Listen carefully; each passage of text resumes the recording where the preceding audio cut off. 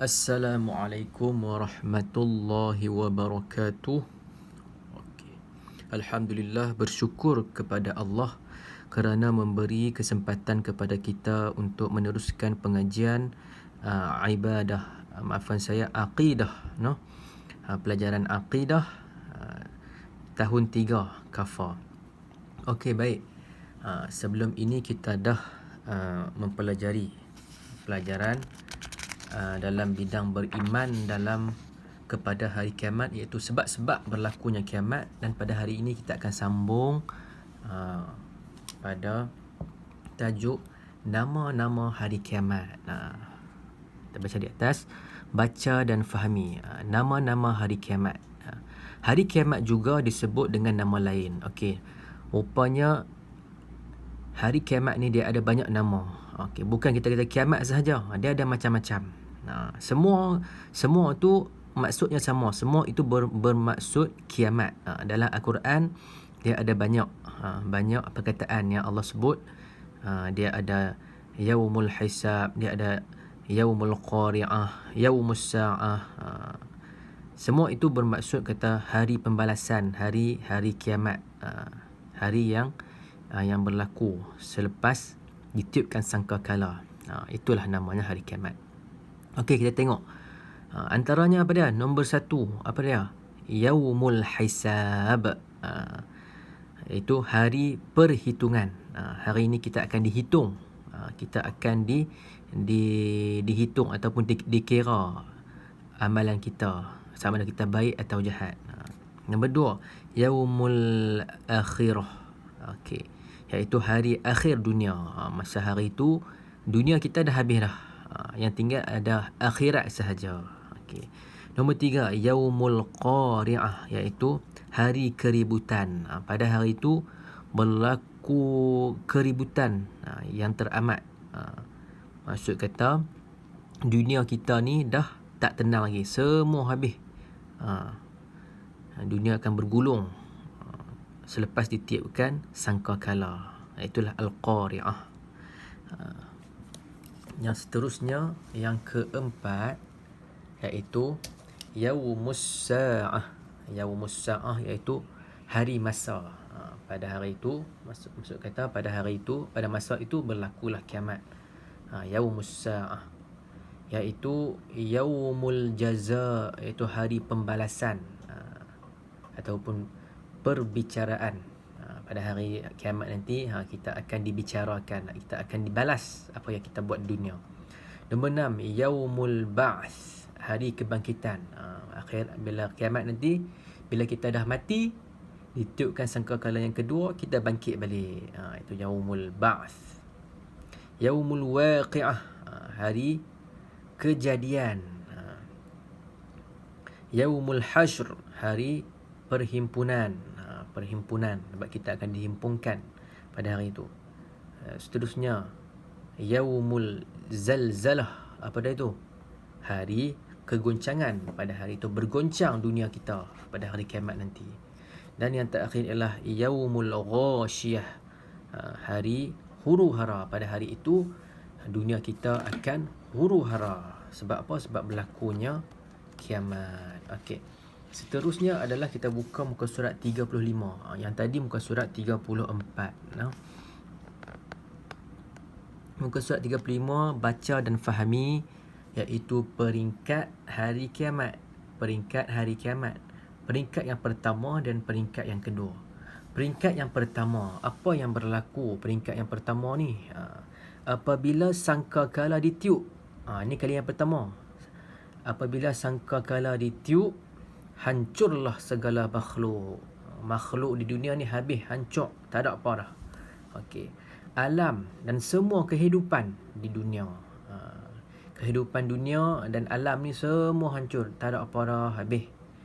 Itu selepas ditiupkan sangkakala yang pertama. Kemudian peringkat yang kedua pula. Lepas semua dah hancur, sangkakala yang kedua ditiupkan sekali lagi. Sangkakala yang kedua, iaitu semua makhluk yang telah mati akan dibangkitkan oleh akan dibangkitkan untuk diadili oleh Allah. Okey. Semua makhluk yang mati ni Allah bangkitkan semula. Bangkitkan untuk kita buat perhitungan, untuk diadili oleh Allah Subhanahu wa taala dan dihimpunkan di padang mahsyar. Dibangkitkan pada tu semua duduk dekat padang mahsyar pada masa tu. Itulah peringkat yang kedua. Okey.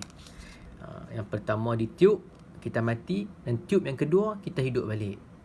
Tapi hidup tu bukan duduk kat dunia dah. Kita duduk dekat padang mahsyar. Okey, seterusnya buka muka surat 36. 36 iaitu baca dan hayati. Okey, tujuan. Apakah tujuan beriman kepada hari kiamat? Yang pertama adalah bukti meyakini kekuasaan dan kebesaran Allah Subhanahu Wa Taala. Sebagai bukti bahawa Allah itu amat berkuasa. Itulah tujuan kita beriman dengan hari kiamat. Kita nak sebagai bukti bahawa Allah itu kuat, Allah itu berkuasa, Allah itu amat besar. Dia boleh mematikan kita dan boleh menghidupkan kita semula pada hari kiamat nanti. Okey. Nombor 2, memberitahu manusia bahawa janji Allah Subhanahu Wa Taala adalah benar dan akan berlaku. Tujuan dia untuk kita beriman kepada hari kiamat yang kedua adalah bahawa kita ni tahu bahawa Allah, kalau Allah berjanji untuk buat hari kiamat, Allah akan buat. Allah berjanji pada akhir nanti berlaku hari kiamat, akan berlaku benda tu. Allah bukan cakap kosong. Manusia boleh nak cakap kosong boleh, tetapi Allah kalau Allah kata macam tu, Allah akan buat.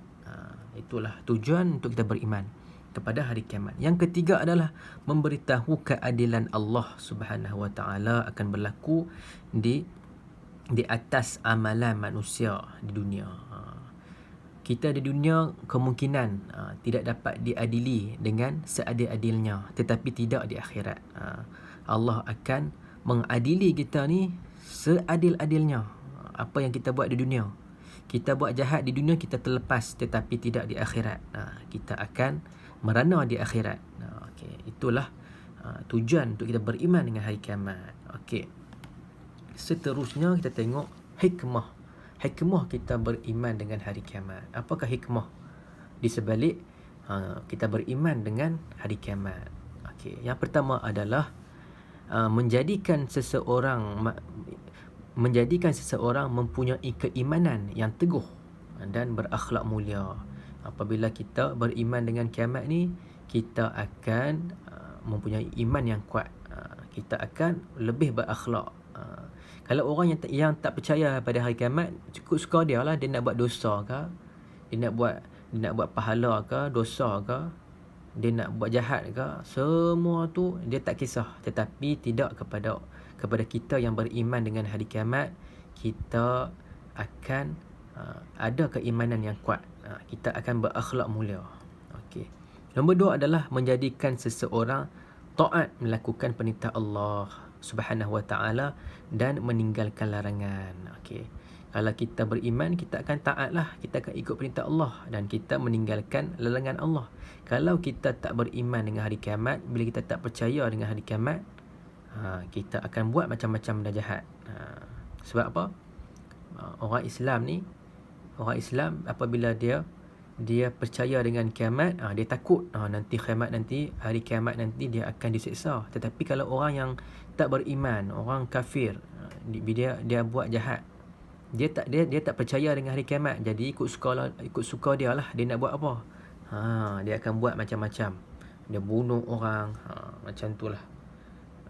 Beza orang yang beriman dan tidak beriman. Dan seterusnya, nombor 3, menjadikan seseorang sentiasa beringat daripada membuat dosa. Apabila kita beriman dengan hari kiamat, kita nak buat dosa pun Allah takut lagi, aku berdosa lagi, aku kena rejam dalam api neraka, aku kena bakar dalam api neraka. Okey. Membuatkan kita rasa takut apabila kita beriman dengan hari kiamat. Okey. Itulah hikmah kita beriman dengan hari kiamat. Okey. Setakat itu sahaja. Ustaz harap semua boleh faham pelajaran kita pada kali ini. Kita akan sambung pelajaran kita untuk yang seterusnya. Kita akan masuk tajuk yang seterusnya, tajuk yang baru, iaitu sifat baqa, iaitu sifat-sifat Allah, iaitu baqa. Apa baqa? Apa maksud baqa? Baqa itu maksudnya adalah kekal. Allah itu dia kekal abadi. Allah itu tak mati. Allah itu selama-lamanya ada. Macam tu, kekal. Okey, baik. Okey, kita akan jumpa pada pelajaran kita yang akan datang. Assalamualaikum warahmatullahi wabarakatuh.